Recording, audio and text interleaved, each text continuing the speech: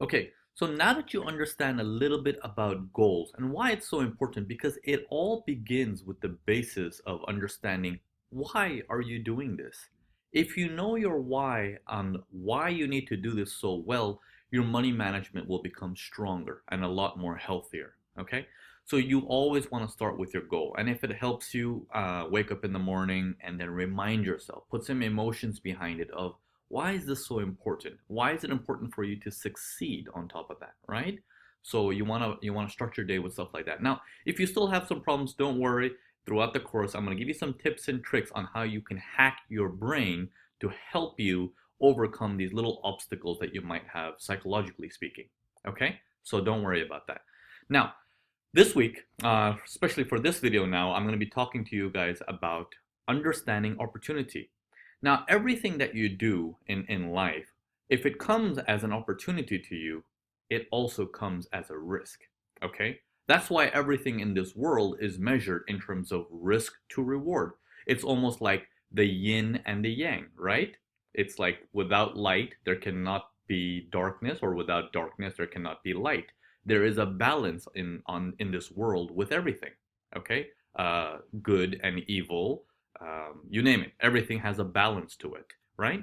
So, having that said, everything is measured in terms of money management in risk and reward. Now, I'm going to start you with a little bit of the basics, and we're going to go into more and more and more intermediate level or more advanced level without having without going into a part where it becomes a little bit too complicated. I'm going to make sure everything is still understandable, but we'll start you off with the very basics, and then we'll start rising up exponentially, where you can start understanding at a more intermediate to advanced level of why money management plays a big role into your success and how you can understand it without having to get a PhD in mathematics, basically. Okay, so everything is measured in terms of risk to reward, correct? Now, what does that mean? Okay, what does that mean? Because I'm gonna have to rewire you. Now, I'm sure half of you guys are like, oh, I already know risk to reward. When I joined the Forex market, all I heard was risk to reward, risk to reward. But we're gonna go into how and why is it important, the lingo, the terminology, and how you're going to put this into practice based on everything that you see. So risk to reward is one part of your scanner. Remember last few videos I've been talking about this little money management scanner that you put on top of your opportunities to be like, am I going to do this? So it's part of that scanner for you to look at that risk to reward. So your risk element is basically how much are you putting down to take a risk on a particular trade. So let's say your risk can be any number. Okay, we're gonna call it X in this particular case. Okay, so if your risk is, let's say, $100, what we're trying to measure is how many multiples of those $100 are you going to make? Are you going to make 2 times as much as the $100? Are you going to make 5 times as much as that $100? So it's measured as 1 is to something. Okay, your one risk is equal to how much reward. Okay, so in for the sake of this particular course, we're going to call everything in terms of, if you have, for example, a 1 is to 3, which means 1 risk to 3 reward, we're going to just simply call it a 3R. Okay, because everything is measured to 1. So we're not going to start saying 1, 1, 1 all the time. We'll just say it's called 3R.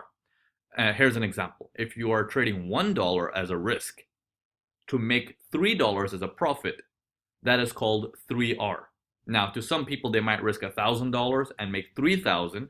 It's still 3R. Okay? So when people in terms of risk to reward talk to you, or in this course, you hear me say, this is a 4R trade, you will automatically understand I'm talking about whatever your number might be, it's 4 times profit than what you put down as a risk. Okay? So everything is measured in terms of risk reward. Now, to go into a little bit of a rewiring of the brain to help you understand why this is so critical is because you want to go back into that position of being a businessman or businesswoman. I'm going to walk you through a little exercise, okay? I'm going to walk you through a little exercise. I want you to think about this. Your risk is $100. And in return, you're going to make $1 million. Now, is that a good risk to reward? Absolutely.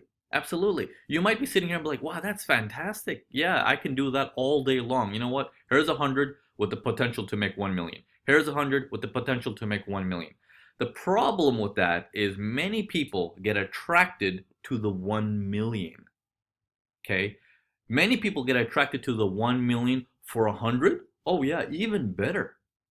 That attraction level comes from internally, but it doesn't mean a risk to reward is a safe opportunity. Just because it has a high reward and a low risk doesn't mean it's achievable. Now, what's the goal of money management? What's the goal of this course is to help you be more consistent. Now, can you pull out trades that are 7R, 8R, 10R, 20R, 30R? Absolutely. You know, a ton of you guys can do that. Many of you guys can do that. In fact, everyone on the news talks about that, right? Now, if you listen to any failed trader or any weird news reportings, they use these three words: could have, should have, would have. If you invested in Google back in 2000, blah, blah, blah, blah, blah, if you bought Bitcoin back in this, then you could have, you would have made X amount of money. It's like a painting a dream kind of thing, right? Could have, would have, should have. Okay, this is a language of failed traders.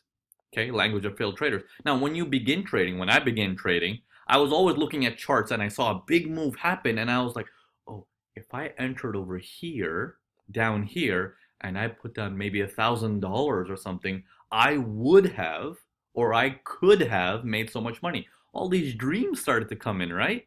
Now, I'm sure a lot of you guys can be familiar with that, but that's not the way you're supposed to be thinking. That is just a waste of time. That is a waste of your brain's energy. I know there's a lot of calculators out there of like, what would have happened if I would have invested in Google back in the day? What would have happened if I would have bought the IPO of Facebook back in the day? Would have, could have, should have. Okay? Goes out the window. Not for us. Not for us. Definitely not for us. We're more based in reality. We're more based in right now. We are based in understanding the yin and the yang, which is the risk to reward of each thing. Now, let me show you something here.